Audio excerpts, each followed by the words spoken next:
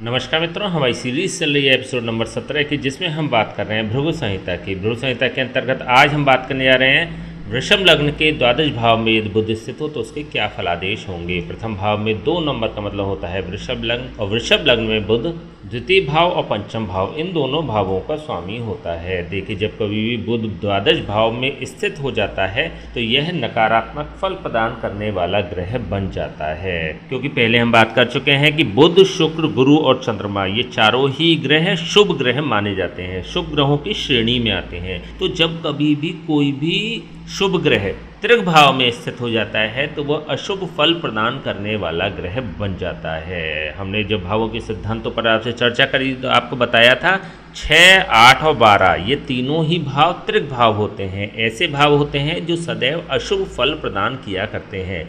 तो जब अशुभ फल प्रदान करने वाले किसी भी भाव में एक शुभ ग्रह स्थित हो जाता है तो वह भी अशुभत्व को प्राप्त हो जाता है। तो इट मीन्स कि यह बुध नकारात्मक फल प्रदान करने वाला ग्रह बन जाता है।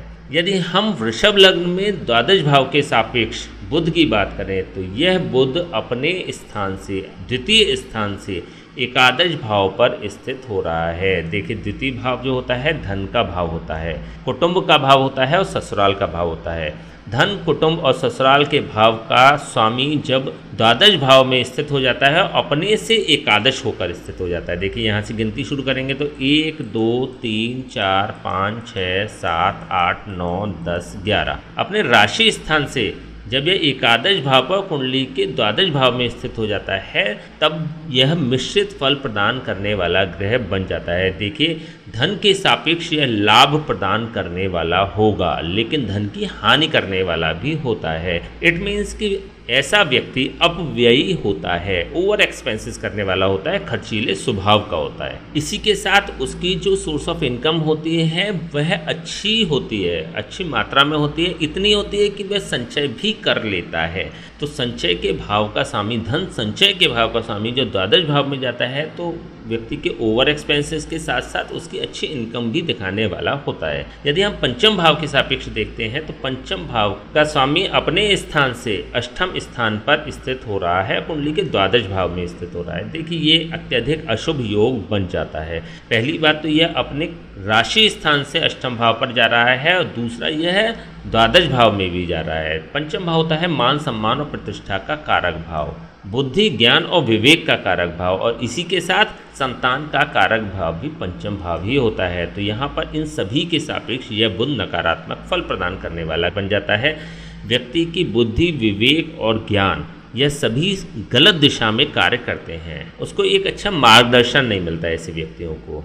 इसी के साथ मान, सम्मान और प्रतिष्ठा की हानि करने वाला भी बुध होता है। तो इट मीन्स कि यह समाज के प्रति आलोचक होता है, लोग इसकी आलोचना करने वाले होते हैं। तो यदि हम पंचम भाव के सापेक्ष देखते हैं तो यह बुध अत्यधिक अशुभ फल प्रदान करने वाला होता है, लेकिन द्वितीय भाव के सापेक्ष यदि बात करें तो यह मिश्रित फल प्रदान करने वाला भी माना जाता है। देखिए, यहाँ पर द्वितीय भाव से जब यह द्वादश स्थान में जाता है ना तो यह विदेश के भी योग बना देने वाला होता है। व्यक्ति के एक्सपोर्ट से संबंधित काम हो सकता है, फॉरेन करेंसी से संबंधित इनकम हो सकती है, अथवा विदेश में बसने के भी योग बन सकते हैं। लेकिन उसके लिए हमें 4th हाउस देखना पड़ेगा। जब हम इसके संबंधित योगों की बात करेंगे तो आपसे विस्तार से इस पर चर्चा कर लेंगे। लेकिन हाल फिलहाल यदि हम द्वितीय भाव के सापेक्ष देखें तो यह बुध मिश्रित फल प्रदान करने वाला ग्रह बन रहा है। यदि हम इसके कारकत्व की दृष्टि से देखते हैं तो बुध होता है चतुर्थ भाव का कारक और दशम भाव का कारक। चतुर्थ भाव के सापेक्ष यह बुध 9th हाउस पर स्थित हो रहा है, नवम भाव पर स्थित होता है, भाग भाव में स्थित हो रहा है, जैसा कि अभी हमने चर्चा करी थी।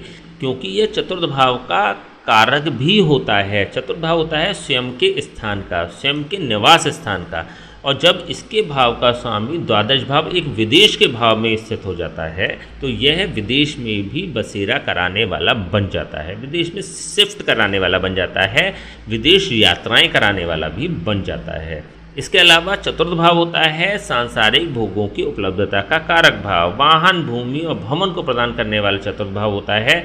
तो यहाँ से जब यह अपने भाग्य स्थान में पहुँच जाता है, चतुर्थ भाव से जब यह भाग्य स्थान में पहुँच जाता है तो सांसारिक भोगों की उपलब्धता प्राप्त कराने वाला भी बन जाता है, वाहन, भूमि और भवन प्रदान करने वाला बन जाता है। या ऐसा भी कह सकते हैं वाहन, भूमि और भवन में ऐसे लोग इन्वेस्ट करने वाले होते हैं, वाहन में खर्चा करने वाले होते हैं, भूमि और भवन में इन्वेस्ट करने वाले होते हैं। अच्छा, इन लोगों की एक विशेषता और भी होती है कि यह जो इनकी क्षमता होती है, जो इनकी सामर्थ्य होती है, उससे अधिक सोचने वाले और उससे अधिक खर्च करने वाले भी होते हैं। तो इसलिए भी ये कुछ अपवयी स्वभाव के कहलाते हैं। यदि हम दशम भाव के सापेक्ष देखें, दशम भाव से ऐसा बुध द्वादश भाव में जा रहा है। देखिए यहाँ से देखें तो यह तृतीय स्थान पर स्थित है, दशम भाव से तृतीय स्थान पर स्थित है। तो इट मीन्स कि दशम भाव से संबंधित जो भी कंटेंट्स हैं उनके सापेक्ष यह संघर्ष प्रदान करने वाला बन जाता है। दशम भाव होता है कर्म क्षेत्र, आपका प्रोफेशनल फील्ड। प्रोफेशनली ऐसे व्यक्तियों को संघर्ष करना पड़ता है। लेकिन यहाँ पर भी देखें तो दशम भाव का स्वामी जो द्वादश भाव में जा रहा है, तो विदेश से संबंधित किसी न किसी टच में ये करा ही देता है। जैसे विदेशियों से संपर्क करा सकता है, फॉरेन करेंसी में आपके पास धन आए ऐसी कोई व्यवस्था कर सकता है, एमएनसी कंपनी के साथ ये काम करा सकता है। तो इस प्रकार से यह विदेश से भी जोड़ने वाला बन जाता है। अथवा देखिए, अगर कुंडली में अन्य योग बहुत बेहतर स्थिति में नहीं है तो ये अपने जन्म स्थान से या अपने कर्म स्थान से दूर जाकर निवास करेगा और कमाई करेगा।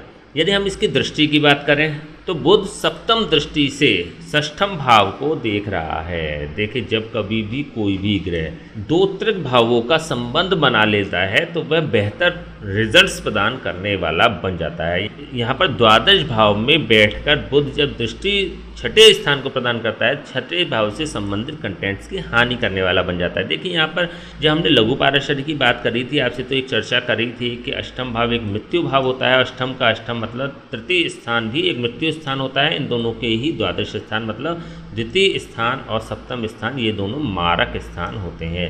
एक मारक स्थान का स्वामी होकर जब बुध दूषित हो जाता है और पुनः द्वादश स्थान में स्थित हो जाता है तो यह अत्यंत दूषित हो जाता है, अत्यंत अशुभ हो जाता है, अत्यंत पापी ग्रह बन जाता है। और इसके पश्चात जब यह छठे भाव पर दृष्टि प्रदान करता है तो वो दूषितता वाली और कुरत दृष्टि जब छठे स्थान को प्रदान करता है तो छठे भाव से संबंधित कंटेंट्स की हानि करने वाला बन जाता है। देखिए, छठा भाव जो होता है रोग, ऋण और शत्रुओं का कारक भाव होता है। रोग, ऋण और शत्रुओं की हानि करने वाला ऐसा बुध बन जाएगा। लेकिन इसी के साथ एक ड्रॉबैक यह भी है कि छठा स्थान नौकरी का कारक भाव भी माना जाता है। यहाँ पर नौकरी में भी यह अवरोध उत्पन्न कराने वाला बन जाएगा, नौकरी में समस्याएं प्रदान करने वाला बन जाएगा। अतः इनके बिजनेस करने के चांसेस बढ़ जाते हैं। चलिए हम बात कर लेते हैं इसके उपायों की, क्या उपाय हो सकते हैं। देखिए, द्वादश भाव में स्थित बुध अच्छा रिजल्ट्स प्रदान नहीं कर रहा है, नेगेटिव ही रिजल्ट्स प्रदान कर रहा है। ऐसे में यदि आप इसके प्रभाव को नवम भाव में मूव करा लेते हैं तो ये बेहतर रिजल्ट्स प्रदान करने वाला बन जाएगा। इसके लिए आपको क्या करना है, बुधवार से शुरू करके लगातार 43 डेज साबुत मूंग की दाल मंदिर में देना प्रारंभ कर दें। 43 डेज लगातार करेंगे तो इसके प्रभाव नवम भाव को क्लिक करने लगेंगे और यह बुध बेहतर रिजल्ट्स प्रदान करने वाला बन जाएगा। इसके अलावा बुधवार से शुरू करके 43 डेज लगातार गाय को पालक भी खिलाया जा सकता है। देखिए, यहाँ पर एक संभावना यह भी बनती है कि इसको 11th हाउस में मूव करा दिया जाए। लेकिन यहाँ पर जब 11th हाउस में हम मूव कराएंगे ना तो यह नीच का हो जाएगा। नीच का होने पर भी कोई परेशानी इसलिए भी नहीं है क्योंकि हमने पहले भी आपसे एक सिद्धांत की बात करी थी कि एकादश भाव में स्थित कोई भी क्रूर अथवा पापी ग्रह अपने पापत्य अथवा क्रूरत्व को त्याग देने वाला होता है। लेकिन सिद्धांत ये नहीं कहता है कि वह शुभ फल प्रदान करने वाला हो जाता है। यदि हम कुछ कंटेंट्स ऐसे देखते हैं कि इसके अगर हमें प्रभाव को न्यूट्रलाइज करना है तब हम एकादश भाव में इसको मूव करा सकते हैं। लेकिन यहाँ पर सिद्धांत की यदि बात करें तो नवम भाव में स्थित कोई भी ग्रह शुभ फल प्रदान करने वाला बन जाता है। स्पेशली यदि एक शुभ ग्रह हो तो शुभ फल प्रदान करने वाला ही बनेगा। तो यदि आप इसको 9th हाउस में मूव कराएंगे ना तो वो बेहतर रिजल्ट्स प्रदान करने वाला होगा।